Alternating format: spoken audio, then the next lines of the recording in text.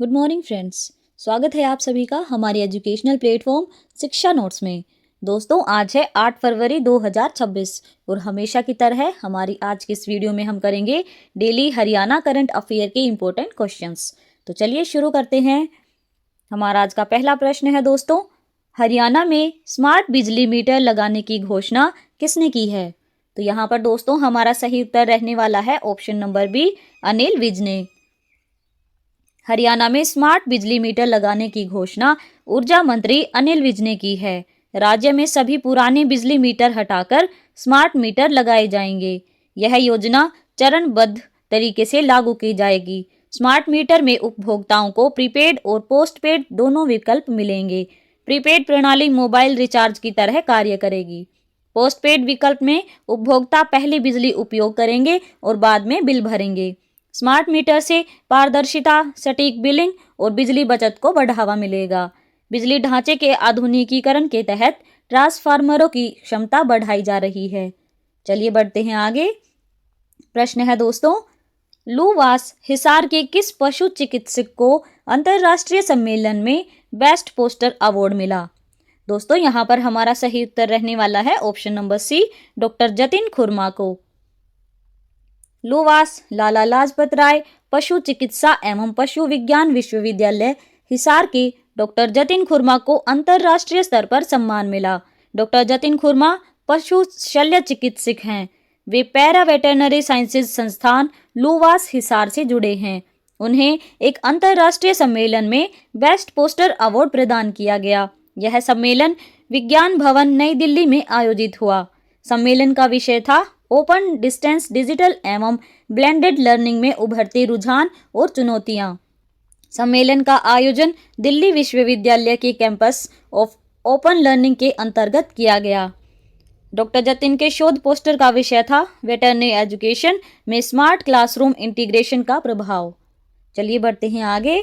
प्रश्न है दोस्तों, हरियाणा में नए सेक्टर विकसित करने की योजना किस संस्था द्वारा लागू की जाएगी? तो यहाँ पर दोस्तों हमारा सही उत्तर रहने वाला है ऑप्शन नंबर डी, HSVP के द्वारा।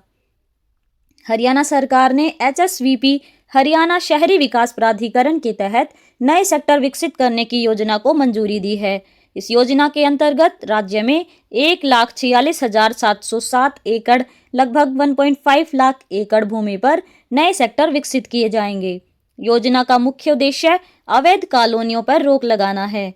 लोगों को किफ़ायती दरों पर आवासीय, व्यावसायिक और संस्थागत प्लॉट उपलब्ध कराए जाएंगे।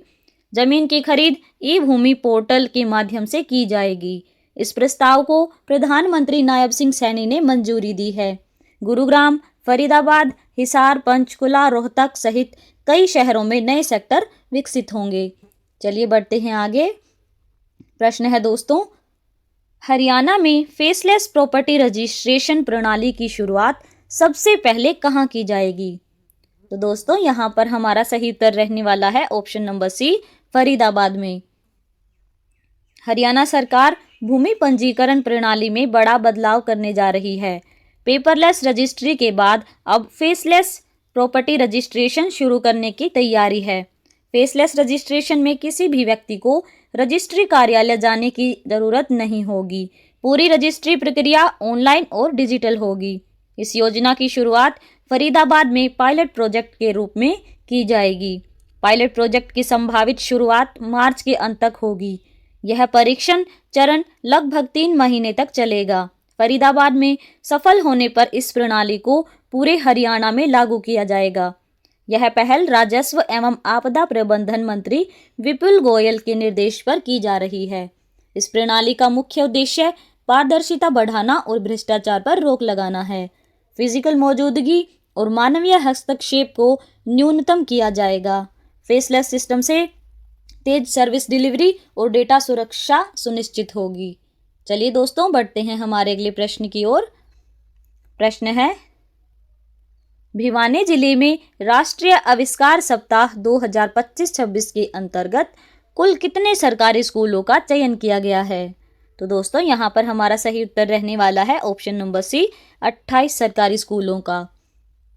भिवानी जिले के सरकारी स्कूलों में राष्ट्रीय आविष्कार सप्ताह 2025-26 के तहत जल संरक्षण व पानी के पुनः उपयोग को बढ़ावा देने की विशेष मुहिम शुरू की गई। इस अभियान में जिले के 7 ब्लॉकों के 28 सरकारी स्कूलों का चयन किया गया है। कार्यक्रम का उद्देश्य छात्रों को जल संरक्षण के प्रति जागरूक बनाकर समाज में सकारात्मक बदलाव लाना है। अभियान के लिए 1.12 लाख रुपए का बजट निर्धारित किया गया है, जिसमें प्रत्येक स्कूल को 4,000 रुपए दिए गए हैं। चलिए बढ़ते हैं आगे। प्रश्न है दोस्तों, हरियाणा में मत्स्य पालन को बढ़ावा देने के लिए राज्य स्तर पर प्रमुख योजना कौन सी है? तो दोस्तों यहाँ पर हमारा सही उत्तर रहने वाला है ऑप्शन नंबर बी, हरियाणा राज्य मत्स्य विकास योजना। हरियाणा सरकार द्वारा मत्स्य पालन को कृषि की वैकल्पिक एवं लाभकारी व्यवसाय के रूप में विकसित किया जा रहा है। हरियाणा राज्य मत्स्य विकास योजना के तहत तालाब निर्माण, नवीनीकरण, बीज, फीड, एरेटर, आइस बॉक्स आदि पर 40 से 60% तक अनुदान दिया जाता है। प्रधानमंत्री मत्स्य संपदा योजना केंद्र व राज्य की संयुक्त योजना है, जिसका उद्देश्य आधुनिक तकनीक, बायोफ्लॉक, झींगा पालन और उच्च उत्पादन को बढ़ावा देना है। चलिए बढ़ते हैं आगे। प्रश्न है दोस्तों, हाल ही में चर्चा में रही पुस्तक सफर सृष्टिका के लेखक कौन हैं? तो दोस्तों यहाँ पर हमारा सही उत्तर रहने वाला है ऑप्शन नंबर ए, राधेश्याम गोमला। सफर सृष्टिका पुस्तक लेखक राधेश्याम गोमला द्वारा रचित एक विचारोत्तेजक प्रकृति है, जिसमें विज्ञान, इतिहास और दर्शन का समन्वय देखने को मिलता है। यह पुस्तक बिग बैंग सिद्धांत से लेकर आधुनिक मानव होमोसेपियंस तक सृष्टि के विकास की क्रमबद्ध व्याख्या करती है।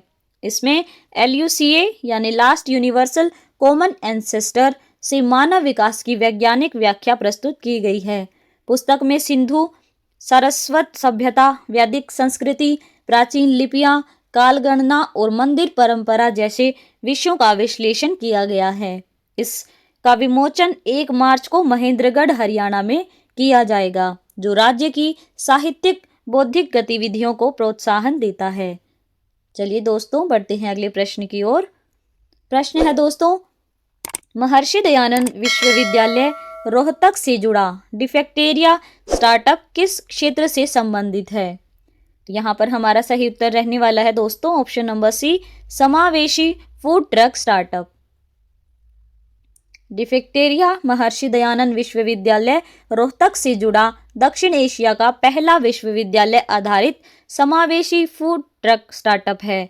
इसकी विशेषता है कि इसे दिव्यांग, विशेष रूप से मूक बाधिर छात्र संचालित करते हैं, जिससे समावेशी उद्यमिता को बढ़ावा मिलता है। डॉक्टर मल्लिका नाडा ने इसे संयुक्त राष्ट्र के सतत विकास लक्ष्यों के अनुरूप बताया और विकसित भारत 2047 की सोच से जोड़ा। इस स्टार्टअप की सफलता को AICTE ने प्रेरक कहानी के रूप में प्रकाशित किया है। इग्नू ने इसे अपने BVOC MSME पाठ्यक्रम में शामिल कर अकादमिक मान्यता दी है। डिफेक्टेरिया उच्च शिक्षण संस्थानों द्वारा दिव्यांगों के सशक्तिकरण और आत्मनिर्भरता का उत्कृष्ट उदाहरण है। चलिए बढ़ते हैं आगे। प्रश्न है दोस्तों, हरियाणा में विदेश से MBBS करने वाले छात्रों को इंटर्नशिप से पहले कौन सी परीक्षा पास करनी अनिवार्य कर दी गई है? तो दोस्तों यहाँ पर हमारा सही उत्तर रहने वाला है ऑप्शन नंबर डी, FMGE यानी foreign medical graduate examination. Haryana medical council ने विदेश से MBBS करने वाले छात्रों के लिए इंटर्नशिप नियमों को कड़ा कर दिया है। अब FMGs को हरियाणा में इंटर्नशिप के लिए FMGE परीक्षा पास करना अनिवार्य हो गया। काउंसिल ने छात्रों से यह प्रमाण मांगा है कि उन्होंने वास्तविक रूप से विदेश में रहकर पढ़ाई की है। इसके लिए विदेश में निवास का प्रमाण, पासपोर्ट, वीजा विवरण और यात्रा रिकॉर्ड अनिवार्य किया गया है।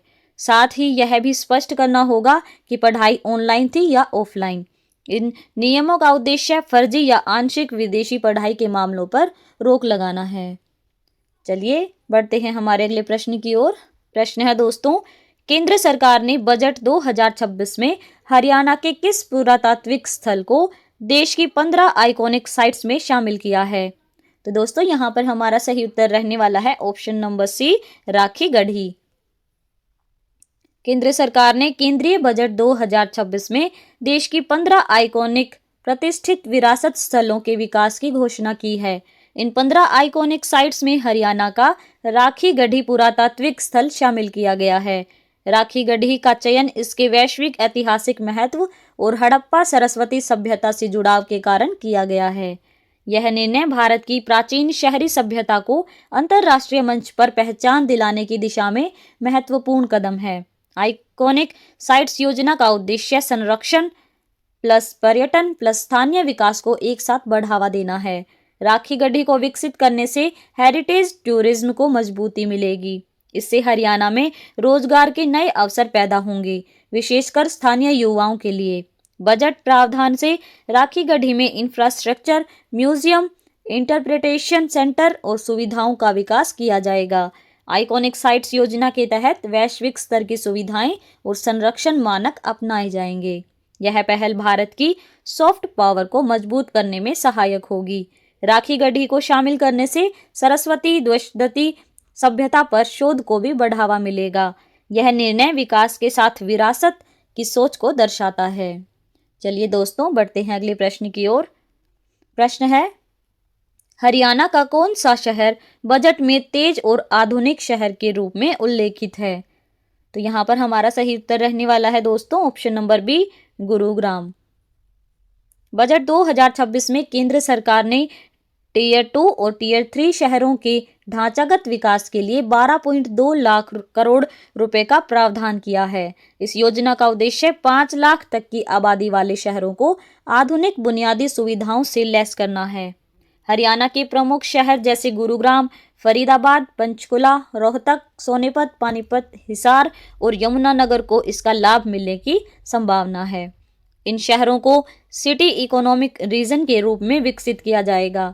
अगले 5 वर्षों में सड़क, पानी, सीवर, डिजिटल इंफ्रास्ट्रक्चर और सरकारी इमारतों पर विशेष ध्यान दिया जाएगा। चलिए दोस्तों, बढ़ते हैं आगे। प्रश्न है, जिंदल स्टेनलेस को हाल ही में कौन सा प्रतिष्ठित पुरस्कार मिला है? तो दोस्तों यहाँ पर हमारा सही उत्तर रहने वाला है option number D, brand of the year CSR award.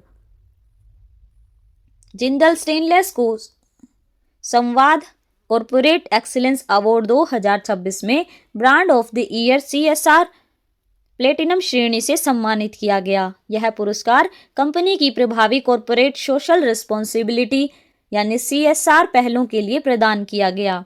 Company अपने संयंत्रों के आसपास और दूर दराज के क्षेत्रों में स्थानीय समुदायों को सशक्त बनाने पर कार्य कर रही है। प्रबंध निदेशक अभ्युदय जिंदल ने बताया कि कंपनी अपनी कार्यप्रणाली में ESG यानी एनवायरमेंटल, सोशल एंड गवर्नेंस सिद्धांतों को प्राथमिकता देती है। चलिए बढ़ते हैं आगे। प्रश्न है दोस्तों, हरियाणा के किस स्थान पर भारतीय मूर्तिकला पार्क की स्थापना की जाएगी? तो दोस्तों यहाँ पर हमारा सही उत्तर रहने वाला है option number A, Pehowa, Kurukshetra में। हरियाणा के पिहोवा में एक भारतीय मूर्तिकला पार्क की स्थापना की जाएगी। इसकी घोषणा सरस्वती तीर्थ पिहोवा में आयोजित 15 दिवसीय national contemporary stone carving symposium के समापन पर की गई। यह आयोजन अंतर्राष्ट्रीय सरस्वती महोत्सव के अंतर्गत संपन्न हुआ। सिंपोजियम का आयोजन Haryana Saraswati heritage development board और art and culture affair department Haryana द्वारा संयुक्त रूप से किया गया। देश भर से आए कलाकारों ने प्राकृतिक काले मार्बल पर काम करते हुए 16 आधुनिक एवं भव्य मूर्तियां तैयार की। इन सभी मूर्तियों को पिहोवा में बनने वाले कंटेम्परेरी स्कल्पचर पार्क में स्थायी रूप से स्थापित किया जाएगा। तो दोस्तों ये थे आज के हमारे हरियाणा करंट अफेयर के कुछ इंपॉर्टेंट क्वेश्चंस। इसके बाद हम करेंगे 2 क्वेश्चंस जिनका आंसर आप सभी को देना है। यहाँ पर हमारा पहला प्रश्न है दोस्तों, हरियाणा और कनाडा के बीच हालिया बैठक में किस प्रकार के सहयोग पर विशेष जोर दिया गया? दूसरा प्रश्न है दोस्तों, हरियाणा के एथलीट विजय गाहलियान ने राजस्थान के अजमेर में आयोजित नेशनल एथलेटिक्स चैंपियनशिप में कौन सा पदक जीता है? दोस्तों हमें आशा है कि आप इन दोनों प्रश्नों का सही जवाब कमेंट बॉक्स में जरूर देंगे। अगर आप सभी को हमारी ये वीडियो पसंद आई हो तो वीडियो को लाइक और चैनल को सब्सक्राइब ज़रूर कर लें। धन्यवाद।